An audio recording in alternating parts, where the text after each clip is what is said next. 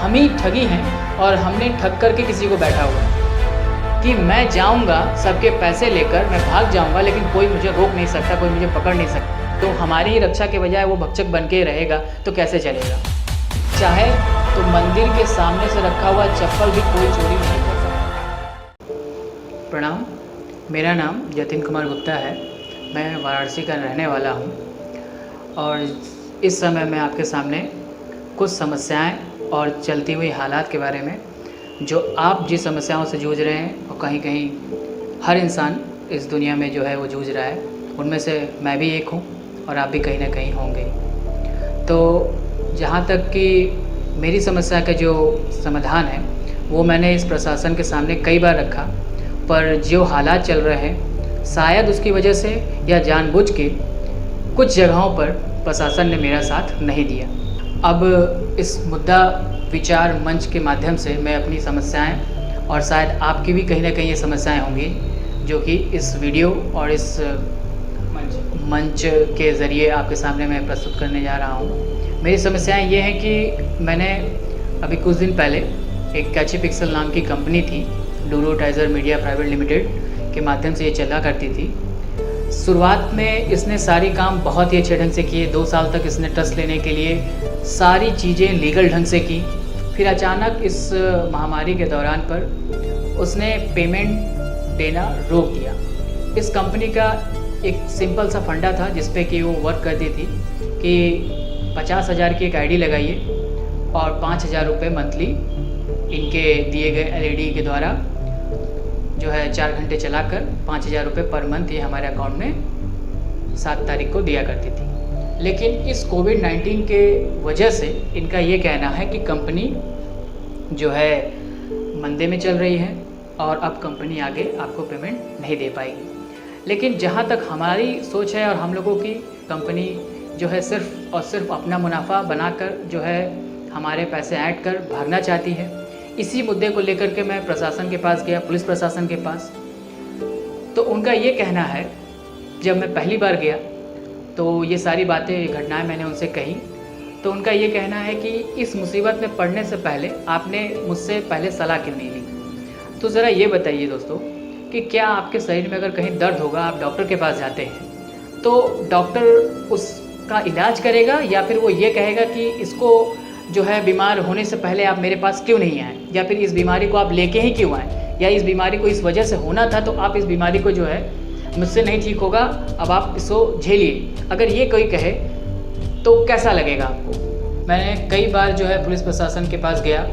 यहाँ तक कि वाराणसी के चांदमारी चौकी पे गया, श्रीपुर थाना गया, क्राइम ब्रांच तक मैंने गया, लेकिन वहाँ पर मेरी कोई सुनवाई नहीं की गई। इस समस्या को लेकर मैंने कई सारे लोगों को जुटाया, क्योंकि ये समस्या सिर्फ मेरी नहीं है दोस्तों, ये कम से कम 18,000 लोगों की है और वाराणसी से केवल 300-200 लोग हैं। लगभग हम लोग 100 लोग एक साथ गए थे, क्राइम ब्रांच में भी गए थे और चौकी पर भी गए, थाना पे भी गए। लेकिन वहाँ के जो प्रशासन के लोग थे, यानी जो पुलिस प्रशासन थी,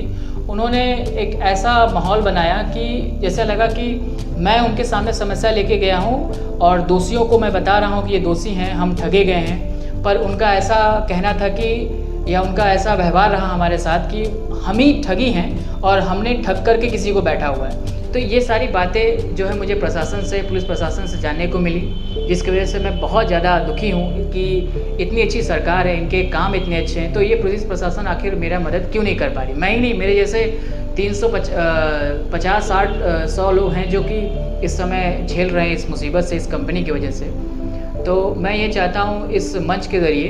कि मेरी समस्या को एक ऐसे स्तर पे पहुँचाई जाए ताकि ये जो कंपनी है, जो पूरे सरकार को, पूरे पुलिस प्रशासन को, सबके सामने ये चैलेंज करके जा रही है कि मैं जाऊंगा सबके पैसे लेकर, मैं भाग जाऊंगा, लेकिन कोई मुझे रोक नहीं सकता, कोई मुझे पकड़ नहीं सकता। तो मैं प्रशासन से और सरकार से बस ये पूछना चाहता हूँ कि क्या यही सरकार है और क्या यही पुलिस प्रशासन है कि चोर मुंह पर हमारे ये बोल के जा रहा है कि मैं चोरी करके जा रहा हूँ, आप मुझे रोक के दिखाओ, और उसके बावजूद प्रशासन, या यूँ कहिए कि पुलिस प्रशासन कोई भी एक्शन नहीं ले रही है, जो कि रोज़ जो है हमारे साथ 100 लोग, 50 लोग, पुलिस के हेडक्वार्टर हुआ या क्राइम ब्रांच हुआ, थाना हुआ, चौकी हुआ, हर जगह हम लोग जा रहे हैं, लेकिन अब तक कहीं पर कोई सुनवाई नहीं हुई है। सिर्फ जो हम उनके पास ले जाकर समस्याएं या कुछ सलूशन दे रहे हैं वो बस उन्हीं को सुनकर, उन्हीं का केस दर्ज करके, उन्हीं को ही अपना मुहर लगा के वो हमारे सामने प्रस्तुत कर रहे हैं। जैसे कि इस कैची पिक्सल के जो मास्टर फ्रेंचाइजी थे, उनको भी हम ही लोग कैसे कैसे कर पकड़ कर ले आए चौकी पर, और उसके बाद उनका एफआईआर करवाया गया, उनके ऊपर बहुत सारी केसेस दर्ज हुई। तो पुलिस प्रशासन ने क्या किया कि उस व्यक्ति को अरेस्ट करके ये जताया कि ये जो है कि पुलिस द्वारा जो है अरेस्ट किया गया है, लेकिन ऐसा कुछ नहीं है। ये हमने ही उनको पकड़ा रात में फ़ोन करके मुगल सराय से कैसे कैसे करके। लेकिन यहाँ पर जो मुझे थोड़ा सा अच्छा नहीं लगा प्रशासन के बारे में कि आखिर जो जनता झेल रही है, जो जनता कर रही है, आपको उसको सुनकर समझकर उसके आगे की चीज़ों को कैसे क्या करना है उसके लिए आप मदद करेंगे, या सिर्फ जो है आप हम ही को उल्टा धमका कर और हम ही को जो हमारे आवाज़ को दबाने की कोशिश करेंगे। तो फिर ये किस प्रकार की प्रशासन और किस प्रकार का पुलिस है जो हमारी ही रक्षा के बजाय वो भक्षक बन के रहेगा, तो कैसे चलेगा। मेरा बस यही निवेदन है आपसे कि क्या आज के इस जनरेशन में, डिजिटल जनरेशन में, क्या उस आईपी एड्रेस के ज़रिए या उस सोशल मीडिया के ज़रिए क्या उन्हें पकड़ा नहीं जा सकता। लेकिन प्रशासन से इतना निवेदन करने के बावजूद उनका कोई कार्रवाई नहीं है, कोई बातचीत नहीं है। वो ऐसा आश्वासन देती है जब भी मैं जाता हूँ, आप पैसे देते समय क्या हमसे पूछने आए थे, आप जैसा होगा हम आपको सूचित करेंगे, आपको बुलाया जाएगा। हम दोषी ना होने के बावजूद दोषियों के जैसे उनके सामने प्रस्तुत हो रहे हैं, और जो दोषी है वो अपने जगह पर आज घूम रहा है, ऐसा कर रहा है, उसको कोई पकड़ने वाला नहीं। जो कि खुलेआम पूरे प्रशासन, पूरे सरकार के सामने उसने चैलेंज करके रखा हुआ है कि आप कुछ नहीं कर सकते। तो क्या मैं ये सवाल अगर सरकार से पूछूं कि क्या आप सच में कुछ नहीं कर सकते, तो शायद हमारा प्रशासन ही हमें कहीं घुटकर मार ना दे। जो ठगी हैं उन्हें पकड़ने के लिए उन्होंने कोई भी ऐसा जो है कदम नहीं उठाया अब तक, या कोई ठोस कदम नहीं उठाया जिससे कि हमें ये आश्वासन मिल सके कि प्रशासन हमारे इस जो कार्रवाई हमने इस व्यक्ति या इस कंपनी के खिलाफ कर रखी है, जैसे हमने एफआईआर दर्ज करवाया और भी बहुत सारे एप्लीकेशंस दिए, बहुत सारे निवेदन भी किए, कि ये सारी चीज़ों का एक अच्छा रिजल्ट आए हमारे सामने। अब तक कोई प्रशासन से हमें कोई ऐसा अनुभूति नहीं मिला। इससे मैं बहुत ही कहीं ना कहीं मान के चलिए इस प्रशासन और सरकार से थोड़ी सी अपने आप को बहुत ही दुखी महसूस करता हूँ। लेकिन जहाँ तक मुझे ऐसा लगता है कि सरकार अगर हम चुनते हैं, क्योंकि हम ही सरकार हैं, क्योंकि हमने ही सरकार को बनाई है ये सोचकर कि कल को जो भी समस्याएं होंगी, जो भी दिक्कतें होंगी, जो सरकार चुन करके आती हैं और वो जो प्रशासन जो उन्हें बनाती हैं, हर डिपार्टमेंट जो सबके अलग अलग बनाए जाते हैं, वो हमारे ही मदद के लिए और हमारे ही जो है रक्षा के लिए बनाई जाती है। लेकिन आज के डेट में मुझे ऐसा लग रहा है कि ये जो प्रशासन जो हमारे लिए बनाई गई है, वो हमारे लिए नहीं बल्कि उन दोषियों के लिए बनाई गई है, उन्हें प्रोटेक्ट कर रही है जिन्हें सलाखों के पीछे होना चाहिए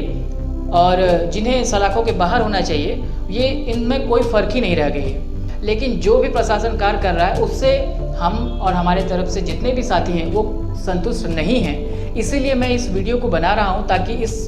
इस मंच के माध्यम के थ्रू, इस मुद्दा विचार मंच के माध्यम के से हम आपको अवगत करा दें कि ये प्रशासन जिसके लिए हम वोट देते हैं या सरकार के लिए वोट देते हैं, जिसके लिए हम लोग दिन रात समझ जाइए कि साथ खड़े हैं, लेकिन आज हमें ऐसा लग रहा है कि हम अकेले हैं। 100 के बीच में भी हम अकेले हैं, क्योंकि हमारे पास सरकार की कोई मदद नहीं है। जहाँ तक कि मेरी उम्मीद है कि सरकार मेरी इस बात को मानेगी और इस वीडियो के ज़रिए शायद वो हम जैसे हज़ारों पीड़ितों की बात को समझे और जो इस कंपनी ने ठग किया और जो प्रशासन हमारे साथ जो है व्यवहार कर रही है, इस पर विचार करेगी। और मेरी यही सोच है इस वीडियो के ज़रिए कि सरकार आज के डेट में भी चाहे तो मंदिर के सामने से रखा हुआ चप्पल भी कोई चोरी नहीं कर सकता, ये बताना होगा सरकार को, और वो हर मुमकिन जनता के साथ खड़ी है वो जताना होगा। मैं इसी कामना के साथ इस वीडियो को यहीं समाप्त करता हूँ और आप सबसे पूर्ण रूप से निवेदन करता हूँ कि आप मेरा इस वीडियो से ज़्यादा समर्थन करें और इसे शेयर करें और हमें न्याय दिलाएं।